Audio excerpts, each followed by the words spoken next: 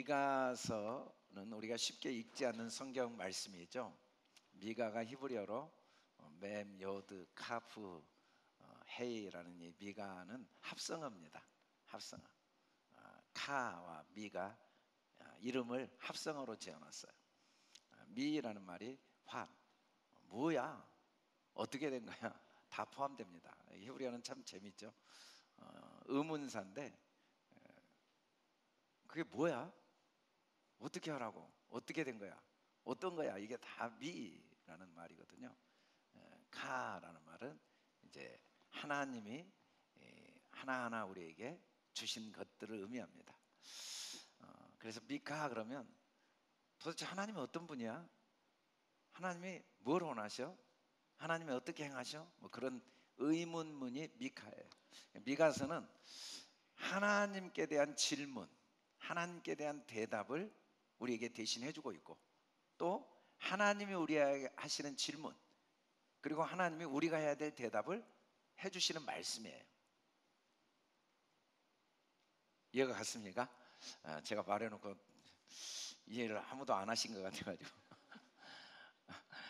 우리가 해야 될 질문과 우리 질문에 대한 대답, 하나님이 우리에게 하시는 질문, 그리고 우리가 하나님께 대답해야 될 대답을 가르쳐 주신 말씀이 미가서입니다.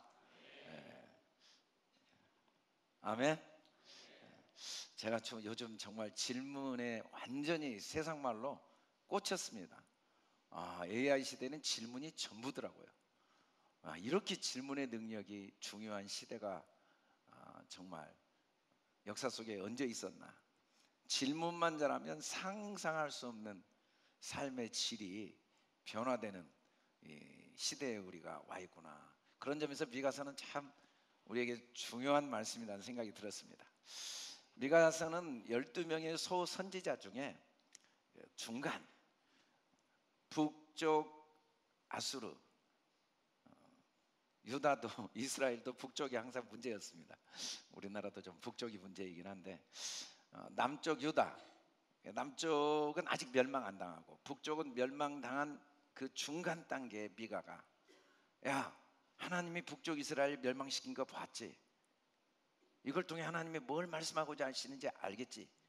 라고 계속해서 심판과 경고, 그리고 그걸 통해 하나님이 하실 일들을 이야기하고 있는 게 유다서인데, 미가서인데, 미가서의 그 전체 내용은 겉으로 보면 심판이죠.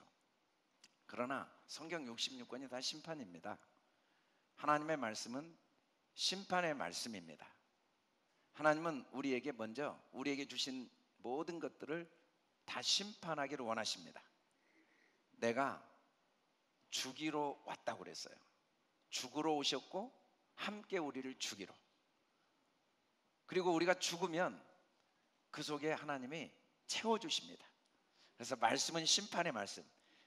예배 때 이상한 게 한 가지라도 다 포기가 되고, 또 내 자신이 이게 아니다라고 깨달아지고, 이건 정말 내가 바꿔야겠다 라는 마음이 드는 게 하나님이 성령으로 역사하신 증거입니다.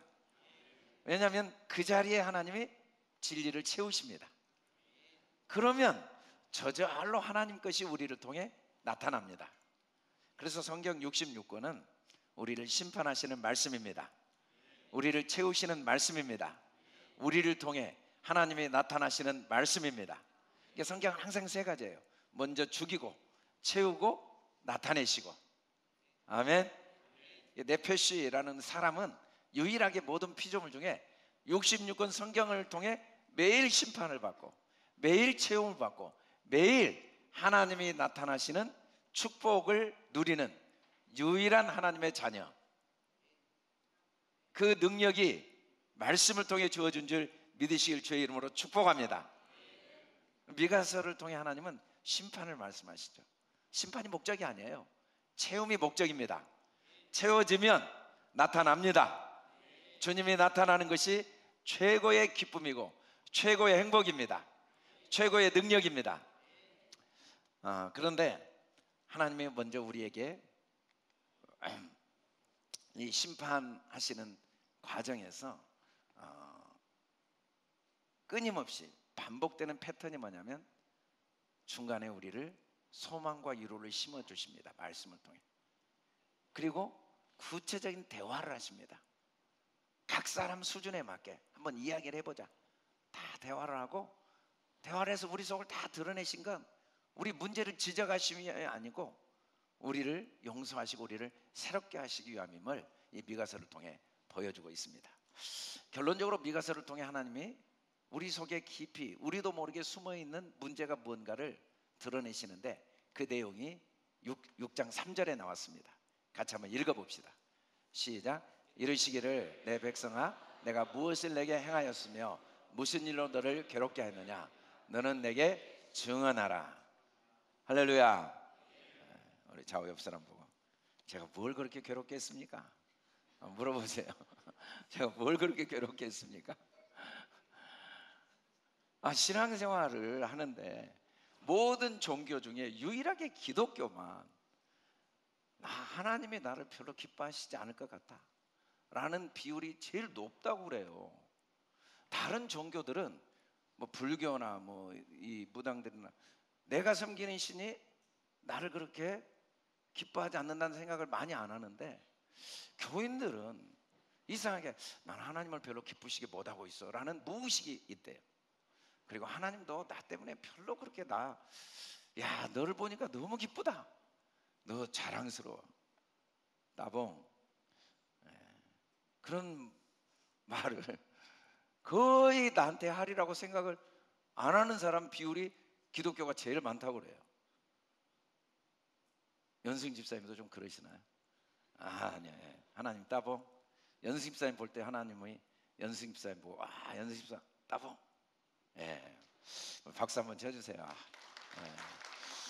그게 쉽지가 않아요, 이게. 근데 특히 이스라엘 민족들이 그 생각이 깊었어요. 그러면 그 문제의 원인을 하나님께 찾습니다. 하나님 말씀 너무 어려워요. 신앙생활 너무 어려워요. 믿음으로 사는 거 너무 어려워요. 나보고 어쩌라고요? 너무 힘들다고요. 세상 한번 살아보세요. 신앙생활하는 게 얼마나 힘든지 한번 와서 살아보시라고요. 그런 마음이 드는 거예요.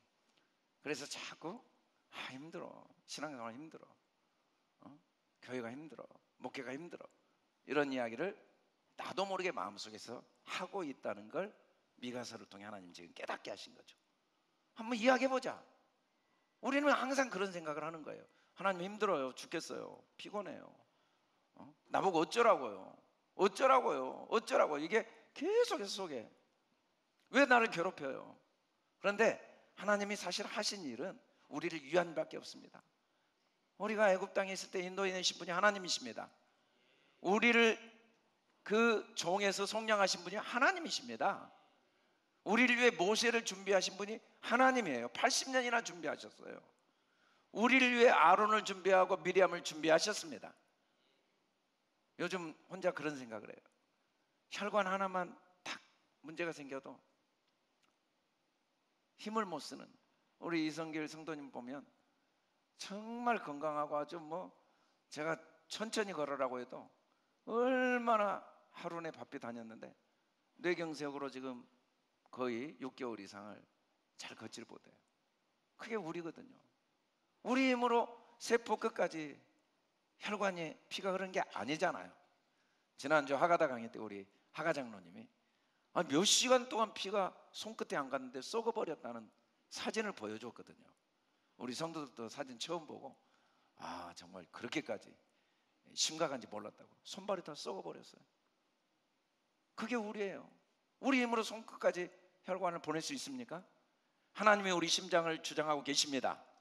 하나님이 우리 호흡을 주장하고 계십니다. 알고 보면 다 고난도 나를 위한 것입니다. 내가 겪는 아픔도 나를 위한 것입니다. 근데 우리는 그렇게 생각 안 해요. 나보고 어쩌라고. 다 하나님이 나를 위해 하고 계시는데, 천지만물을 창조하시고 온 우주를 운행하시고 내가 만난 모든 좋은 사람 나쁜 사람도 나를 위한 것이지만 왜 그 사람 만나게 했어요? 왜 그 일을 하게 했어요? 나보고 그 일을 왜 겪게 했어요? 왜 그 자리에 있게 했어요? 알고 보면 다 꼭 내게 유익하고 필요한 거라는 사실을 하나님은 아시죠. 우리는 깨닫지 못하니까 자꾸 의심을 하고, 그리고 난 다음에 하나님도 나를 기뻐하시지 않으라는 착각을 해요. 내가 하나님께 불평하면서. 그러나 하나님은 뭐라고 하시는지 같이 한번 읽어봅시다. 시작. 내가 무엇을 가지고 여호와 앞에 나가며 높으신 하나님께 경배할까? 내가 번제물로 일련된 송아지를 가지고 그 앞에 나갈까? 야, 네가 뭘로 내게 나올 수 있냐? 같이 시작. 여호와께서 천천의 순양이나 만만의 강물 같은 기름을 기뻐하실까? 내 허물을 위하여 내 맏아들을 내 영혼의 죄로 말미암아 내 몸에 열매를 드릴까? 진짜 그랬어요. 당시 유대인들이 이방인들의 그 영향을 받아서 몰렉에게 맏아들을 내주어 그래야 하나님이 기쁘시게 한다. 아니, 하나님을 섬기는 이스라엘 백성들이 갈멜산에서 주님의 음성을 듣기 위해서 자기를 자학해요. 문제가 생기면 자기를 자학하고 고행을 택하고, 그걸 하나님이 기뻐하신다. 내가 고통스러워하면 하나님의 위로를 받을 것이다. 사람들이 좀 그런 면이 있거든요. 내가 미워하는 사람이 좀 괴로워하면 내 미움이 위로가 되니까 하나님도 그러신 줄 착각을 해요. 내가 문제가 있을 때 내가 괴로워하면 하나님의 위로를 받을 것이다.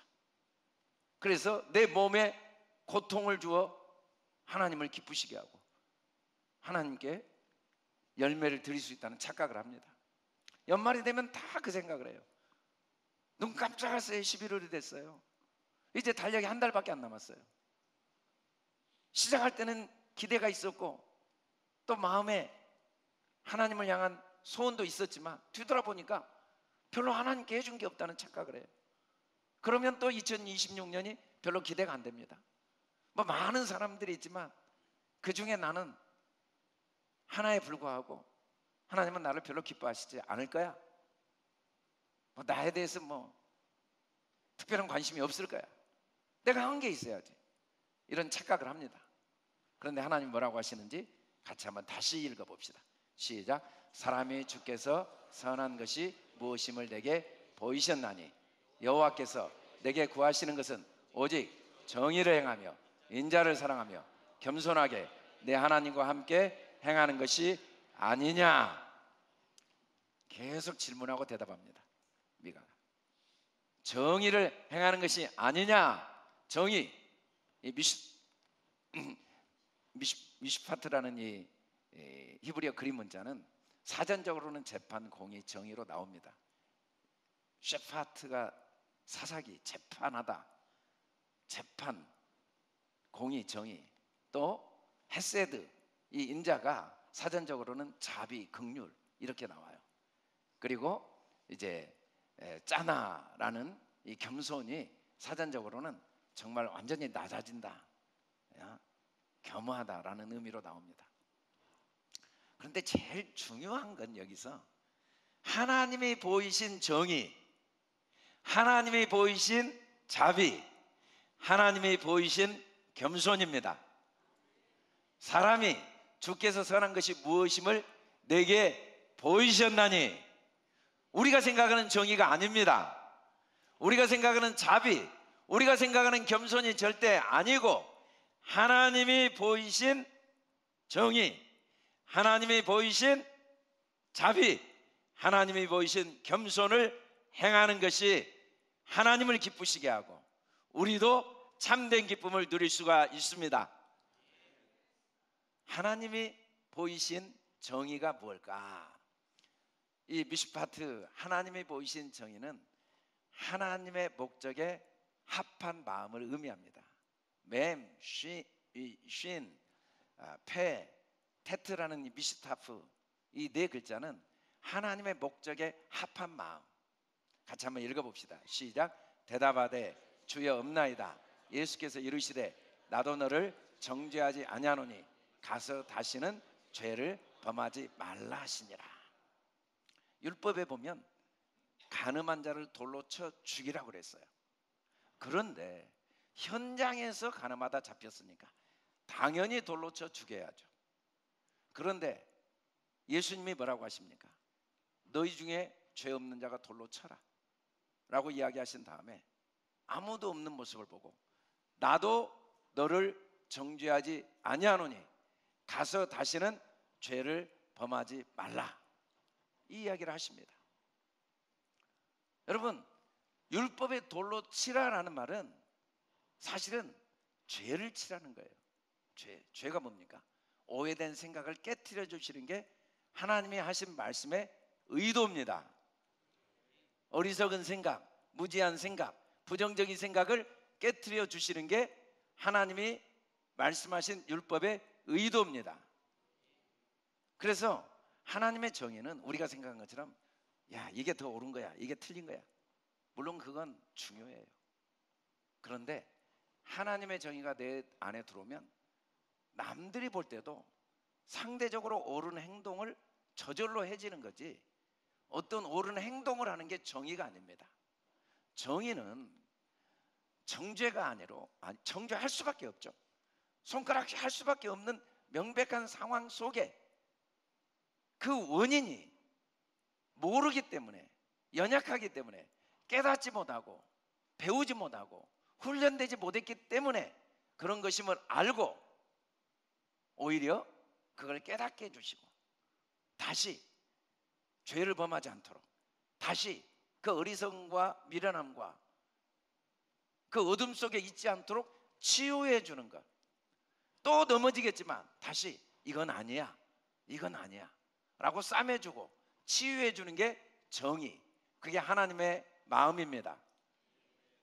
우리가 성경에 보면 예수님께서 이 여인을 도우시는 모습들이 구약에도 자세히 나와요. 구약에도 계속 반복해서 나옵니다.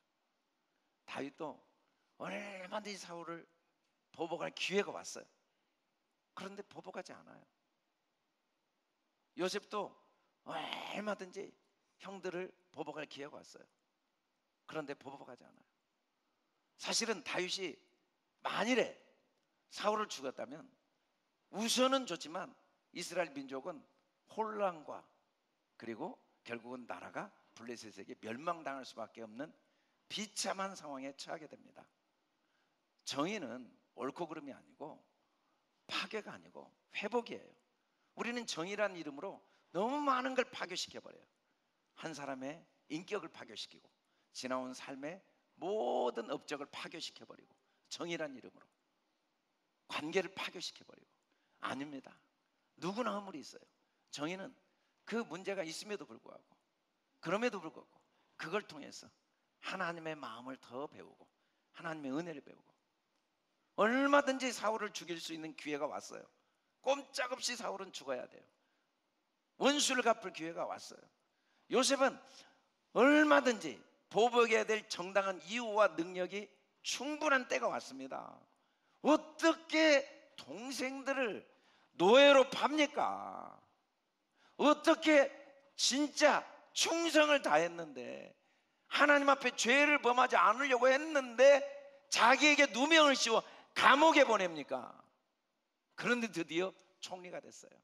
보디발의 안에 딱 불러다가 얼마든지 보복할 이유와 능력이 충분히 있었습니다. 형들이 먹을 게 없어서 자기 앞에 왔을 때 얼마든지 형들이 다 정죄받고 심판받고 보복받아야 될 이유가 충분했고 또 그럴 능력이 충분했지만 만민을 구원하는 일에 그 모든 걸 사용했습니다. 그게 하나님이세요. 하나님은 우리 옳고 그름이 중요한 게 아니라 우리 잘못한 거 지적하시죠. 심판하십니다. 그런데 목적이 뭡니까? 지적이 목적이 아닙니다. 파괴가 목적이 아닙니다. 너 그렇게 했으니까 이거 너 이렇게 고난 받아. 너 우리 그런 말 많이 하거든요. 제가 잘못했냐 하나님이 시련 줬다고. 다 자기 수준의 하나님이에요. 하나님은 절대 그러시잖아요. 내 잘못으로 내가 심은 걸 거둘 뿐이에요. 심은 대로 거두게 하시는 하나님이에요. 그러나 하나님은 그것마저도 우리를 생명이 풍성하게 하는 기회가 되기를 원하십니다. 우리도 이 하나님이 어떤 경우에도 나를 정죄하지 않으시고 파괴하지 않으시고 보복하지 않으시고 치유하시고 회복하시고 생명을 풍성케 하심을 매 순간 믿어야 됩니다. 아, 또 내가 잘못했다고 보복하시는구나. 아, 이제 나는 끝장났다. 아니에요. 그 자리에서 더 좋은 걸 주십니다. 나의 실수, 아, 이제 우리는 끝났어. 나는 이제 기회가 없어. 나는 세상 사람들은 뭘 엎질렀는데 어떻게 담냐? 하나님은 담으십니다. 물론 우리는 못 담죠. 걱정하지 마세요. 내가 안 담아도 하나님이 담으십니다. 떡 제일 거치고, 저도 어릴 때 떡 많이 쳤는데 시루를 딱 엎어버렸어요. 하나도 못 먹어. 흙이 묻어서. 하나님은 다 먹게 하십니다. 우리 경험이 중요한 게 아니에요. 우리 세상 지식이 중요한 게 아닙니다. 그게 정의예요. 그래서 포기하면 안 됩니다. 낙심하면 안 됩니다. 정의, 미시타프는 우리가 참된 정의는 하나님을 절대적으로 신뢰하는 용기입니다. 하나님은 반드시 치유하십니다. 하나님은 반드시 회복하십니다. 하나님은 반드시 우리의 생명을 합력하여 선이 되어 풍성케 하십니다. 우리도 힘들지만 어제보다 오늘 더 사람들을 지적하던 자리에서 명백히 지적해야 될 이유가 있어요. 명백히 이거 무너뜨려 봐야 될 합당한 이유가 있고, 당연히 내가 그에게 보복을 하고 그를 무시하고 그에게 고통을 줘야 될 이유와 기회와 능력이 있어요. 그럼에도 불구하고 주님이 정의를 행하신 것처럼 그 자리가 치유의 자리, 회복의 자리, 생명의 자리였던 것처럼 나도 그 일을 한번 해보는 것입니다. 그 길로 걸어가 보는 것입니다. 많은 건 못하지만 어제보다는 오늘 좀 더 지적하지 않고 격려해주고, 그리고 보복하지 않고 세워주고, 그럴 때 하나님의 기쁨을 누리게 될 줄 믿습니다. 그런데 참 제가 목회하면서 깨닫는 건, 제일 중요한 건 자기에게 정의를 좀 행해야 돼요. 남에게 행하기 전에 우리 자우협선에게 정의를 좀 꼭 행하십시오. 자기에게 정의를 해야 돼요. 자기를 좀 더 치유해 줘야 됩니다. 자기에게 더 생명을 풍성케 해줘야 됩니다. 주님이 보이신 두 번째 우리가 하나님을 기쁘시게 하는 삶은 인자입니다. 헤세드는 하나님의 마음을 그대로 흘려보내는 것, 행동으로 나타내는 걸 헤세드라고 해요. 같이 한번 읽어봅시다. 시작. 예수께서 불쌍히 여기사 손을 내밀어 그에게 대시며 이르시되 내가 원하노니 깨끗함을 받으라.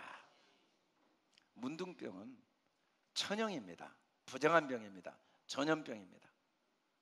그래서 문둥병자는 가족에게 버림받습니다. 공동체에서 격리됩니다.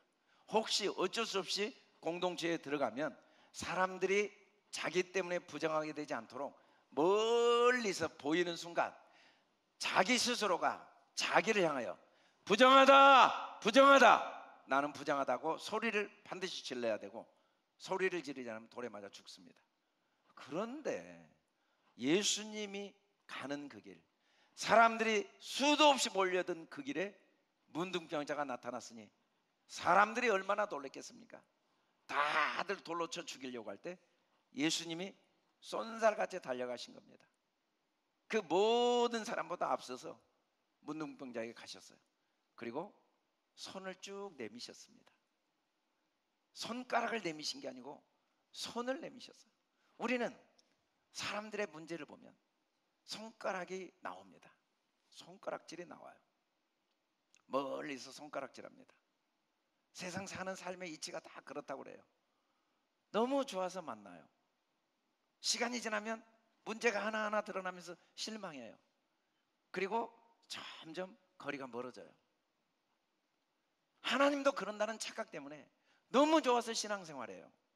신앙생활하면서 말씀 앞에 내 문제가 하나하나 드러나면 하나님이 내가 한 것처럼 손가락질한다고 착각해요. 아닙니다. 온몸에 문둥병 걸린 나를 보시고도 주님은 손을 내미십니다. 그리고 나보다 더 원하십니다. 내가 원하노니 깨끗함을 받으라. 나보다 더 원하시는 주님이십니다. 헤세드, 주님은 우리의 자격을 절대 생각하지 않아요. 사람들은 다 자격에 관심이 많습니다.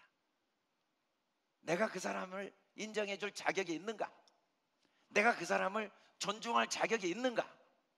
내가 그 사람에게 나의 것을 아낌없이 내줄 자격이 있는가? 그리고 자격이 없으면 손가락질합니다. 그러니까 신앙생활도 힘들어요. 하나님도 내 자격을 본다는 착각을 해요. 많은 분들이 그럽니다. 목사님, 교회생활 힘들어요. 돈 없으면 교회생활 못해요. 헌금해야 돼서. 능력 없으면 교회에서도 인정 못 받아요. 그러나 하나님은 예수 그리스도를 통해 우리에게 마음을 보이셨는데 인자가 충만하십니다. 절대로 우리 자격을 생각하지 않습니다. 우리를 사랑하십니다. 우리도 좌우 옆 사람, 당신의 외모와 당신의 행동과 당신의 말과 상관없이 그렇게 여러분 다 속으로 따라서 해보세요. 당신의 외모와 당신의 행동과 당신의 말과 당신의 자격과 상관없이 이제 좌우 옆 사람은 당신을 사랑합니다. 그렇게 한번 살아봅시다. 한번 사랑을 해보려고, 그냥 사랑하려고, 그냥 사랑할 힘을 주시라고. 그보다 큰 능력, 그보다 큰 행복이 없습니다. 그리고 그건 함께 하는 거죠. 함께. 삭개오를 주님은 그냥 도우실 수 있었어요. 손을 내밀어 도우실 수 있었습니다. 말씀으로 도우실 수 있었어요. 모든 사람들이 세리를 매국노, 이기적인 사람, 일이 이 흡혈귀라고 외면했습니다. 근데 그 세리의 대장이 삭개오였으니 얼마나 사람들이 외면했겠습니까? 그런데 예수님은 그의 집에 머물렀어요. 그리고 그를 완전히 변화시켰습니다. 하나님은 항상 우리를 떠나지 않으십니다. 우리가 얼마나 마구간처럼 거짓되고 위선과 이 자기 욕심과 탐욕과 음란과 온갖 것으로 가득한가를 너무 잘 아시지만 절대로 우리를 정죄하거나 우리를 부끄러워하거나 우리를 떠나지 않고 오히려 더 우리와 함께 하시면서 우리를 도우시는 주님이심을 삭개오를 통해 보여주셨습니다. 주님 우리와 함께 하세요. 절대로 떠나지 않아요. 이 헷세드의 사랑은 포기하지 않는 거예요. 이 정도 되면 이제 할 만큼 다 했다. 한 걸 잊어버리는 게 헷세드예요. 앞으로 내가 언제까지 해야 되냐? 앞으로 할 걸 잊어버리는 게 헷세드입니다. 주님은 내가 어디까지 너를 도와야 되냐? 지금까지 한 것을 특권으로 여기시지 했다고 생각하지 않아요. 나를 사랑하시는 걸 주님은 기뻐하신다고 분명히 말씀하십니다. 내가 원해서 한 거지 너를 위한 게 아니라 나를 위한 것이다. 여러분 상상이 됩니까? 허랑방탕한 탕자를 생각해 보세요. 재산을 다 낭비했어요. 이런 불효막심한 놈이 어디 있습니까? 아버지 재산을 살아있는데 주라고 해서 장기에게 다 주고 와가지고 이제 나 짝이 어디 있다고 집으로 돌아옵니까? 그런데 아버지는 달려가서 끌어안고 입을 맞추고 가락지를 끼우고 옷을 입히고 신을 신긴 정도가 아니라 잔치를 벌였습니다. 그게 주님이십니다. 지금까지 하신 일 때문에 그걸 특권으로 여기십니다. 앞으로 언제까지 해야 될 일 때문에 그걸 하나님은 하나님의 우리를 향한 사랑으로 여기시고 계시지 절대로 짐으로 여기시지 않습니다. 우리를 포기하지 않습니다. 우리도 한번 기도해 보는 거예요. 내가 언제까지야? 섬기는 게 은혜지, 주는 것이 복이지. 내가 무슨 은혜를 받아서 이렇게 내가 섬길 수 있었어? 내가 무슨 특권이 있어서 앞으로도 섬겨야 돼? 그걸 하나를 실천해 볼 때 우리 안에 하나님의 기쁨을 누리게 될 줄 믿습니다. 하나님의 인자는 언약 속에 우리 행동에 의해 좌우되고 상황에 의해 좌우되는 게 아니라 언약 속에 이루어지는 사랑입니다. 우리도 언약적인 사랑을 해보는 것입니다. 상황은 끊임없이 바뀌지만 그 상황에 의지하지 않고 내가 가야 될 길이니까, 내가 해야 될 일이니까, 그게 나다운 거고 나에게 유익이 되니까 많은 것 못해도 오늘 이 한 가지 해보자, 이 한 사람에게 해보자. 우리가 다니엘 기도회 때 간증을 많이 들었는데 그 중에 정말 그 이수옥 씨 간증은 우리 모두에게 가슴을 찡하게 하고 눈물을 흘리게 하더라고요. 저도 눈물이 쭉 흐르더라고요. 사고로 그 공사장에서 떨어져서 마비가 돼가지고 병실에 누워있는 그 사람을 도와준다고 접근해가지고 주민등록증 도용해서 다 대출받아 빚이 5천만 넘게 만들어 놓고 겨우 한단 말이 우리 이 세상 너무 힘드니까 내가 죽는 거 도와줄 테니까 같이 죽자고 가가지고 목매달아 죽기로 하고, 진짜인 줄 알고 목매달았는데 안 죽고 떨어져서 보니까 같이 죽자고 자기를 위로했던 사람은 도망가서 자기를 완전히 신용물자 만들고 자기도 죽지 못하고. 이보다 큰 절망이 어디 있습니까?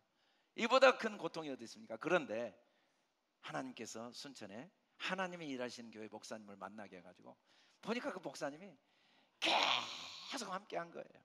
그 목사님 사모님이 교도소도 함께 가고 세무서도 함께 가고 법원도 함께 가고 유치장도 함께 가고 또 채권자도 함께 만나고 계속 함께 하면서, 함께 동행하면서 그 사람이 회복되는 걸 보았습니다.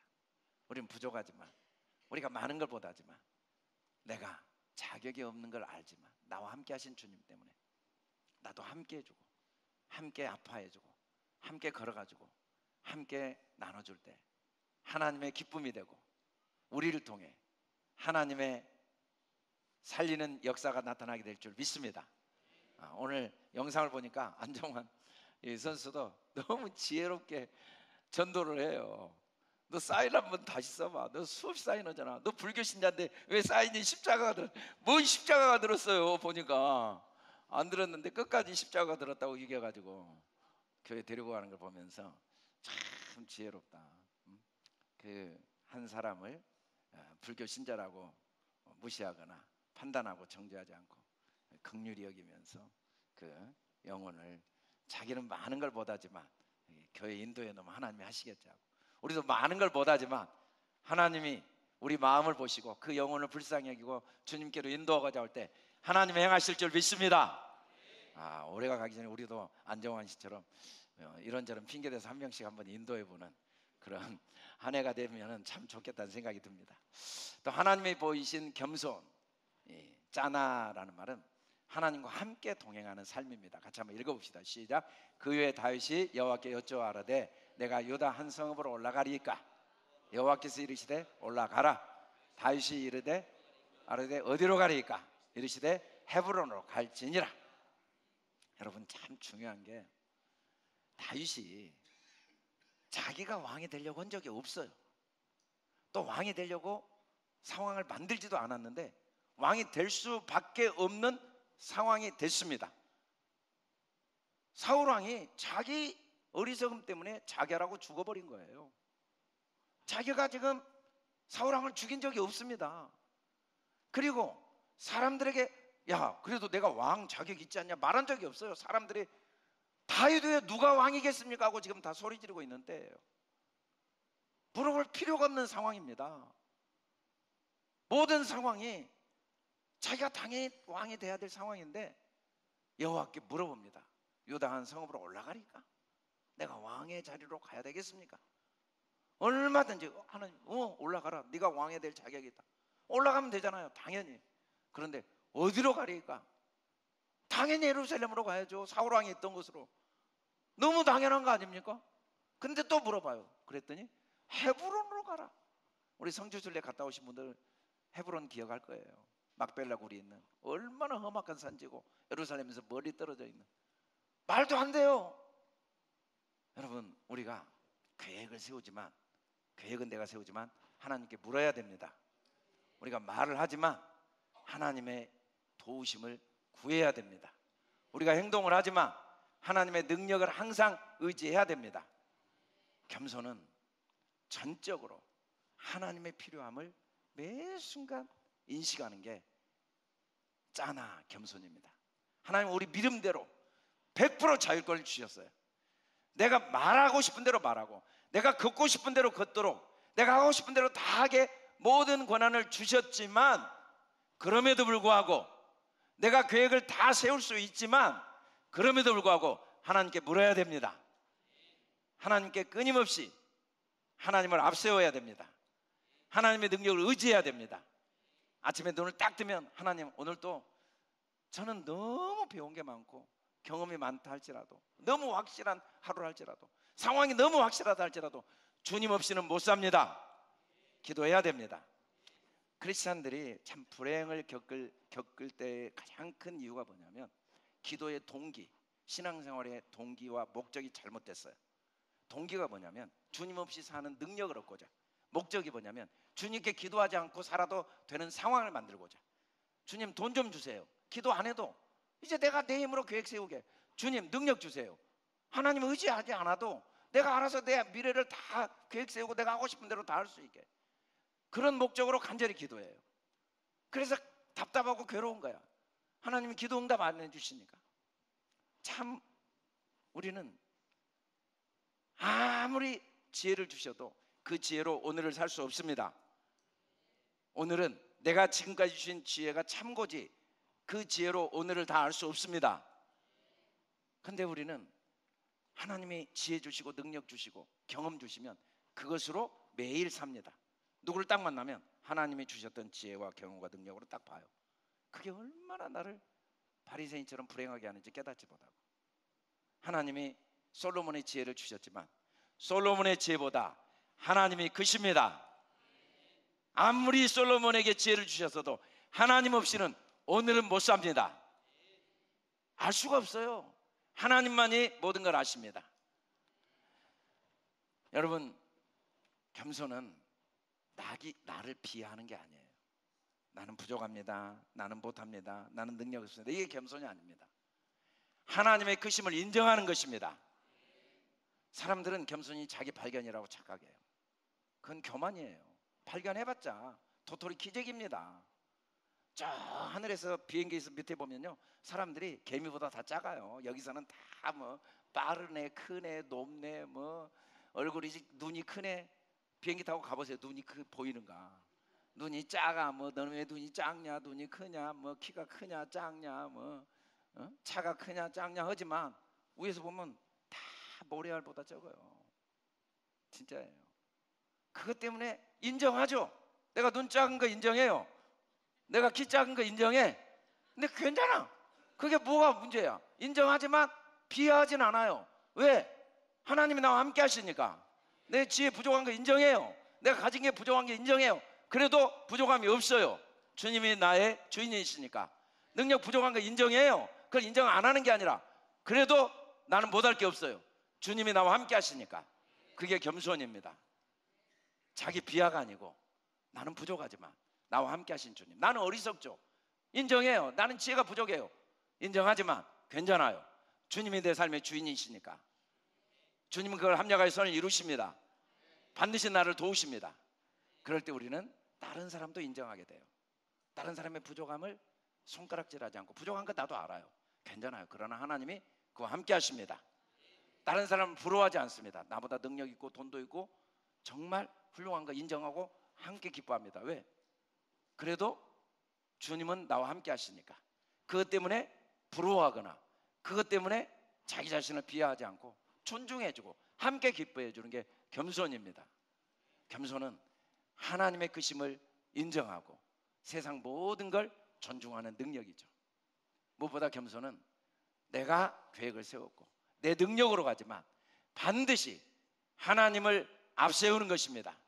예수님은 단 한 단어도 단 하나도 아버지께 묻지 않고는 하나도 행하지 않은 본을 보이신 분이십니다. 우리도 예수님을 따라가야 돼요. 그게 진짜 겸손입니다. 겸손이 없는 정의는 교만입니다. 겸손해야 돼요. 옳고 그름이 분명히 있어요. 그러나 그건 하나님 앞에는 아무것도 아니에요. 그건 성장 과정이고. 어떤 부모가 자식을 무시합니까?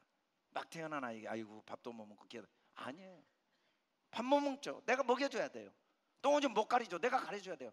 그러나 존중하지 않는 부모가 아무도 없듯이 세상에 다 문제가 있는 걸 인정해요.